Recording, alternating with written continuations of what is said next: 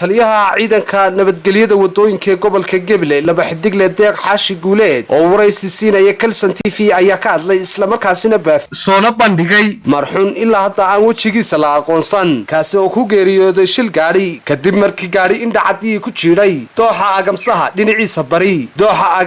dhinaciisa bari isagoo ka yimid dhinaca galbeed marxuunkaasi oo u geeriyooday dhaawacii ka soo gaadhay shilkaasi isla markaasina ilaa hadda aan wajigiisa la aqoonsanin ayaa Kalsan TV uu la wadaagay sawirka marxuunkaasi si loogu baahiyo cid garata amaba ehelada marxuunkaasi taliya deeq xaashi guuleed oo ka hadlaya arrinkaasi ayaa yidhi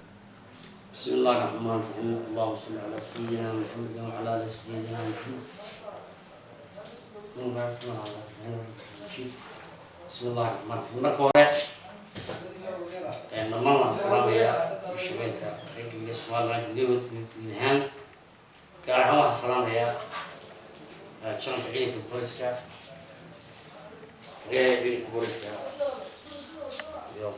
iyo saraakiisha kale ciidanka qaybtada dhammaan waa salaamaya saraakiisha kale gaar ahaan saan gobolka Gabiley runtii waxaan doonayaa halkan ku diyaariyay inaan ka hadlo shirarka gaadiidka halkan waxaa jirta dad la jiray oo la garan waayo wali alaana taariikhdu markii ay halkii ugu dambeeyay laba ka horeeya jiray oo isa sanadkana midba marha ruux dumar iyo nin bay kaan waa shaacinay 26 bishii 9 2021 abara 19 saac iyo 30 minute wuxuu ku jiray gaari indhacada dooxa hagamsaa oo jiidiisa bari soo ka yimi kadib galbeed goor sagaalkii habeenimo marxuunkaasi dhintay wuxuu ku dhintay cisbitaalka Hargeysa waxaan u gudbinay isagoo koombo ku jira ayaan ka qaadnay halka ka qaad cisbitaalka Gabiley aan u gudbinay markii waxba laga qaban kari waayay waxaan u gudbinay cisbitaalka Gabiley wali ninka magaciisa iyo wajigiisa toona ma aqoonsan waa ninka sawirkaana weeyaan أبون شاعين هرنا ولا شاعية بعكس كذا ببوجا بليسكو كذا إما كنا ولا شاعين أنا قبل ولا كشاعين هذا لا بعد نبجي ودوي كقول قبل وأنا قعدت كيس كأنا وقاهنا خدنا نجينا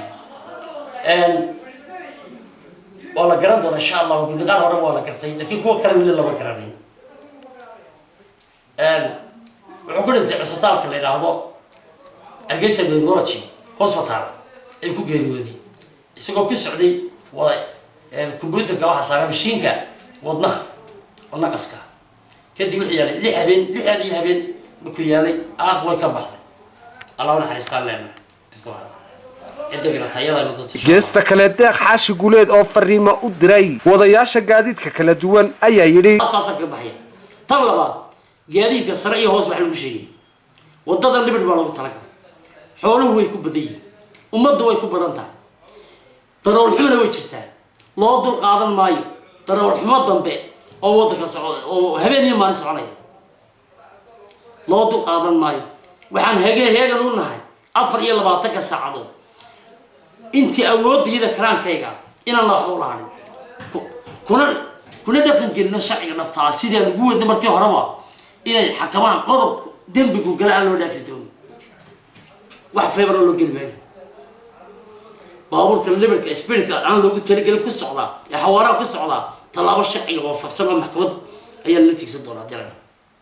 ka bilaalisa kala soo kale waxa kale oo ka hadlaya gaadiidka iyagana yaryar oo isla gaadiidkuna bijaashada wali liisan bijaashada ma sameyn ee tuuba lana ee uu ku mootay kala logodka ee tuuna wayada waan sugayna remote-ka oo gudbinay waan sugayna in la soo sameeyo wasaaradda ku sugayna xukuumadda cidda ku shaqada wasaaradda gaadiidka haddii la yiraahdo imtixaan adag baan ka qaadi doonaa waxaan sheegnaa waalidiinta bijaashada leh ee u dhintay nabadooda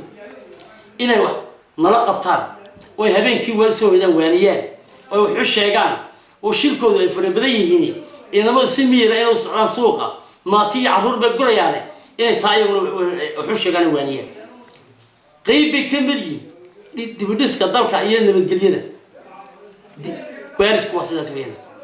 waalidku waxaan ku dardaarayaa sariir hoos waxa lagu sheegayaa inay wax ka qabtaan dhibaatada iyaga ku soo laba xidigle deeq xaashi guuleed oo hadalkiisa sii wata ayaa sidoo kale waxa uu ka hadlay cabirkada 80 baa loogu talagalay inay ku socdaan wax ka badan ka socdo inkastoo ay wadadu calaamad lahayd hadda wax calaamado imika ku yaala hadda waqti xaadirkan ma jirto total soo tirin 37 calaamadood baa ka maqan wadada laga goos laba yaqaan cid goos bay gelin ku sameeyay malan baaris ku sameeyay midal baan helay talaabino ka qaaday dadkii aan ka helay laba midal bay hayno waan xidhay talaaban ka qaaday inta kale waxaan ku wacyigelinaynaa guud ahaan dadka deegaanka ee wadada gaarkeeda degan hal la ilaaliyo calaamadaha wadooyinka lagu taago in la ilaaliyo qof walba mas'uul ka saaran yahay hanti qaran baa gashay cashuurtii dalka dadka laga ururiyay ayaa lagu soo iibiyay ala xabba $300 weeyaan ayaa dawladda laga siiyay waxaan ku baraarujinayaa bulshooyinka hoos iyo korba wuxuu sheegayaa hala soo celiyo calaamadaha wadooyinka laga goostay hal lagu soo celiyo hala keeno big go to brace base ugu hala saldhig brace halka ugu hala keeno inta caqligooda shaqeynayo ka hawl galanayo iyo inta aan garaadkooda si u fahmayn ee wax kala warkeen ee wax kala tahay inta wax soo celiyaan waxaan idin sheegayaa calaamadahani dakhli badan baa ku baxay waa maxamed xasan sheekh maxamed jubba muuqaal maqalka caalamiga kalsan TV gobolka cagaaran ee Gabiley